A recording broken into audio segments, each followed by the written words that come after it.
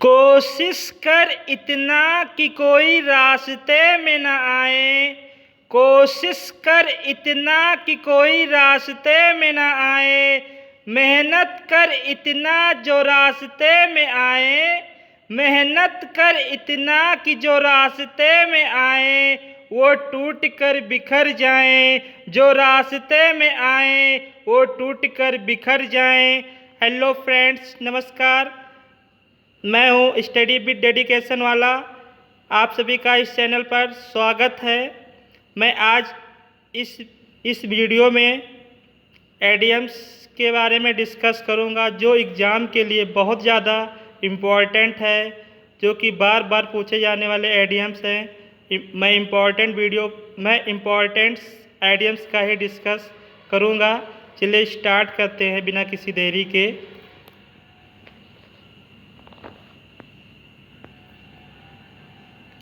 देखिए, पहला एडीएम्स जो दिया गया है कि to jump on the band wagon.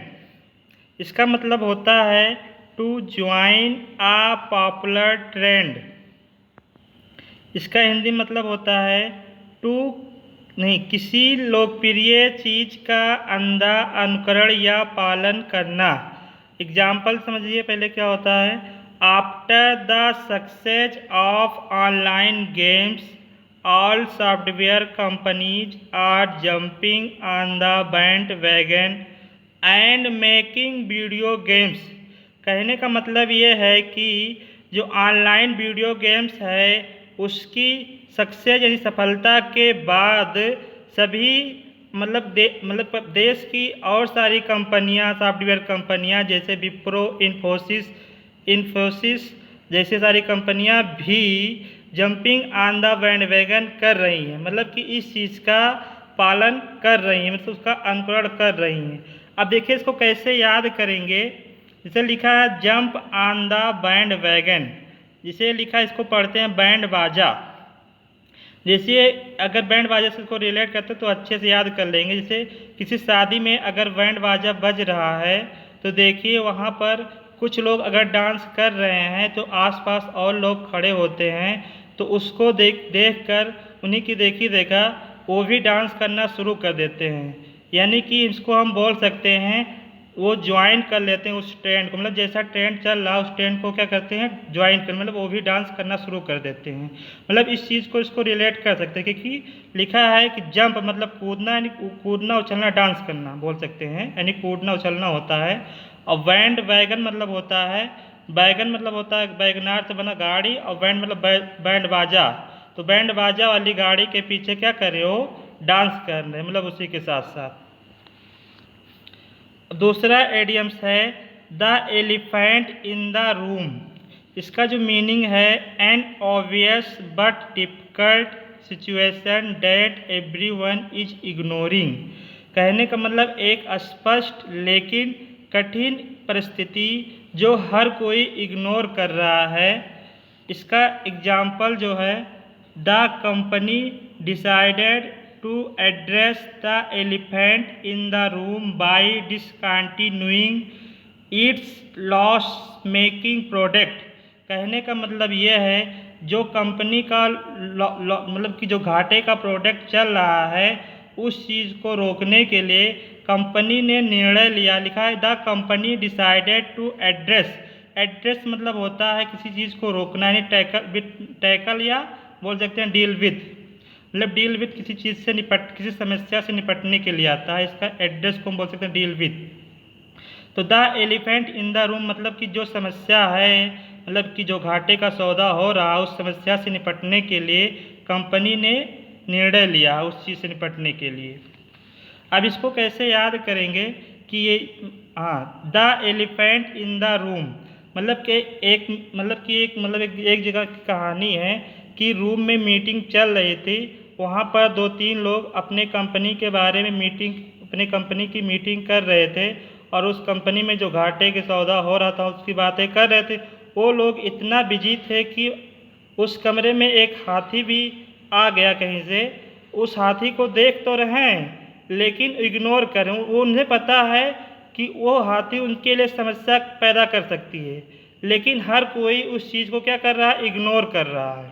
तो इसको हम ऐसे याद कर सकते हैं कि कमरे में हाथी, अगर कमरे में हाथी है तो वो लोग क्या कर रहे थे कि इग्नोर कर रहे थे, मतलब देख रहे हैं कि समस्या है, ये हाथी जो है उनके लिए समस्या पैदा कर सकती है, लेकिन वो क्या कर रहे हैं, वो सब आपस में बिजी हैं, अपनी मतलब एक दूसरे की बातें सुन रहे हैं और उस चीज़ को इग्नोर कर रहे हैं हाथी को। तीसरा एडियम्स है ए वाइट एलिफेंट। ए वाइट एलिफेंट मतलब एक सफ़ेद हाथी। इसका मतलब है ए costly item that is practically useless, मतलब एक महंगा आइटम, एक महंगा सामान जो कि मतलब प्रैक्टिकली के तौर पे देखा जाए मतलब व्यर्थ है, उसका कोई यूज नहीं है। एक ऐसा महंगा सामान जिसका कोई यूज ना हो उसे कहते हैं ए वाइट एलिफेंट। अब देखिए थाईलैंड की बात करते हैं। थाईलैंड जो है हाथियों का देश बोला जाता है। वहाँ की एक कहानी है कि वहाँ के राजा जो है, मतलब थाईलैंड में जो है हाथियों की बहुत ज़्यादा पूजा होती। वहाँ के राजा जो थे हाथियों की पूजा करते थे। तो एक बार की बात हुई कि एक किसान था, उसके खेत में कुछ फ़ायदा नहीं हुआ तो वो राजा से न्याय मांगने गया। तो वो मतलब राजा बोले अपने सेनापति से कि इसको एक वाइट एलिफेंट दे दो। तो वो किसान उसको लेकर आया और उस मतलब कि क्योंकि वो मतलब उस हाथी से वो जो है अपने खेत का काम कोई कर नहीं सकता था, केवल उसको चारा खिलाता था और उसकी सेवा करता था। तो वो ये हाथी जो थी उसके लिए समस्या का और कारण बन गई, यानी इसलिए उसे वहाँ से इसका नाम दिया गया कि ये सफ़ेद हाथी जो थी उसके लिए केवल खर्चे का घर बन गई, यानी फालतू खर्चा हो गया। मतलब जो खर्चा पहले से था उसके अलावा ये खर्चा और बढ़ गया। इसको इसलिए अगर हम इसको याद करें, ए वाइट एलिफेंट का मतलब हुआ कि उस किसान के लिए क्या था, एक फालतू खर्चा बन गया था। एग्जाम्पल देखते हैं। The expensive car is a white elephant for me as I don't know how to drive it, मतलब कि ये जो महंगी वाली कार है इज आ वाइट एलिफेंट, एक सफ़ेद हाथी की तरह है, फॉर मी हमारे लिए, एज मतलब जैसा कि आई डोंट नो जैसा कि मुझे पता नहीं है, हाउ टू ड्राइव इट जैसा कि मुझे पता नहीं कि इसको कैसे चलाते हैं। अगर भाई जो चीज़ हम नहीं चला पाते हैं वो चाहे जितनी भी महंगी, चाहे लाख करोड़ चाहे कितना की ना हो, वो हमारे लिए क्या है, मतलब कि एक फालतू चीज़ है, क्योंकि हम उसको यूज कर नहीं पा रहे हैं तो हमारे लिए फालतू चीज़ होगी। अब भाई जब कार चला नहीं पा रहे हैं, कार खड़ी है, उनके लिए क्या है, वो मतलब बेकार है, बोल सकते हैं उसको एक तरह से। बाकी एडियम्स इधर भी है, देख लीजिए। चौथा एडियम्स है ये वाला पाँचवा है, इसी का सिनोनिम्स से दिया गया है। इसे चौथा मतलब एडियम्स दिया गया है ए लॉयन इन द बे। अब भाई देखिए कहीं अगर रास्ते में जा रहे हैं, अगर शेर आ जाए तो देखिए क्या होता है, इसका मतलब ये होता है ए डिफ़िकल्टी और obstacle that causes you to abandon your ambition, मतलब एक ऐसी समस्या या बाधा, डैट कॉजेज जो कारण बने आपके लिए, मतलब एक ऐसी समस्या जो आपके लिए कारण बन जाए, to abandon your ambitions, ambition मतलब होता है इच्छाएं, जो आपकी इच्छाओं को छोड़ने का कारण बन जाए, किसी समस्या जो आपकी इच्छाओं को पूरा ना करने मतलब कि पूरा करने के रोकने का कारण बन जाए। इसका जो सिनोनिम्स दिया गया है स्टम्बलिंग ब्लॉक। स्टम्बलिंग मतलब होता है लड़खड़ाना होता है। अगर रास्ते में कोई ब्लॉक मतलब पत्थर पड़ा हो, उसे टकरा कर क्या हो जाते हैं लोग, अगर कहीं जाए उसको देखें ना अगर, तो क्या है वो आपके लिए रास्ते का कांटा है, मतलब आप उससे लड़ जाएंगे तो दिक्कत होगी कि नहीं होगी।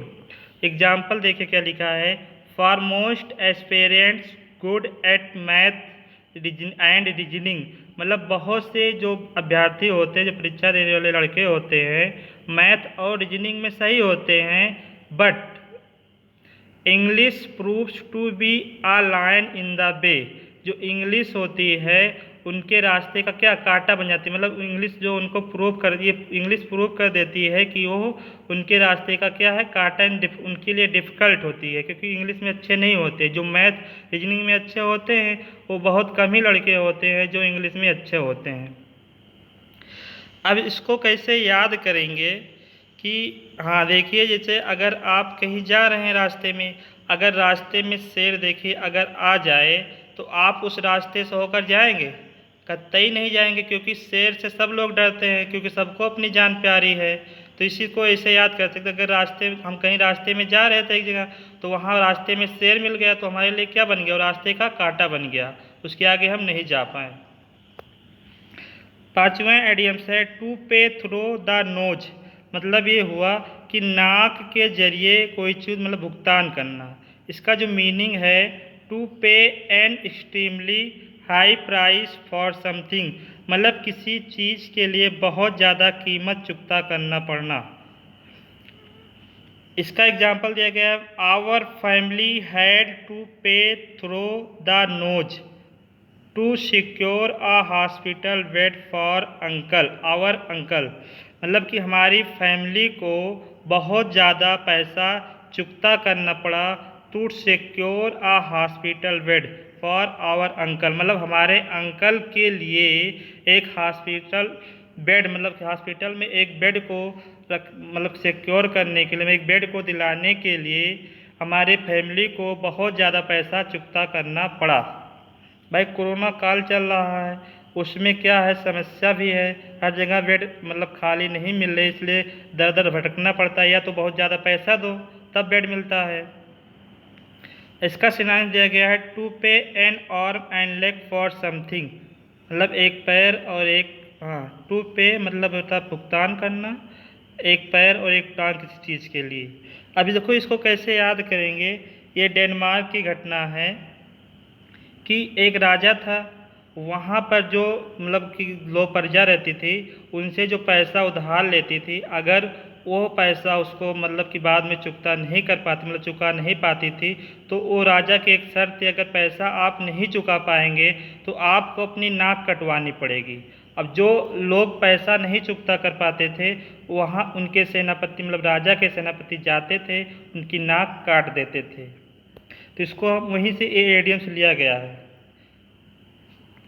यानी कि उसको मतलब कि जो पैसा लिया रहता था थोड़ा बहुत, उसके लिए उसको मतलब उसका चुकता करने के लिए, उसको चुकाने के लिए उसे अपनी नाक कटवानी पड़ती थी, इसका मतलब बहुत ज़्यादा कीमत चुकाना पड़ता था।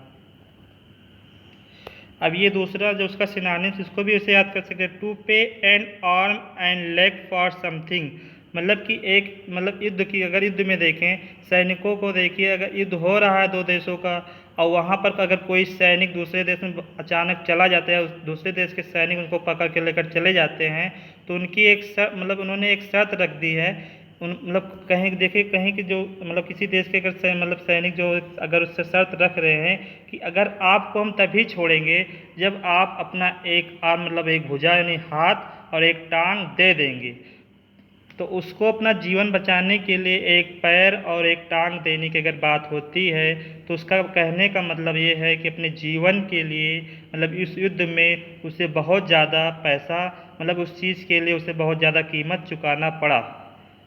ये इतना एडियम्स था जो एग्ज़ाम के लिए बहुत ज़्यादा हेल्पफुल रहेंगे और बार बार पूछे जाने वाले एडियम्स हैं, इम्पॉर्टेंट एडियम्स है। हम इसे मतलब छाट छाट कर लेकर आता हूँ।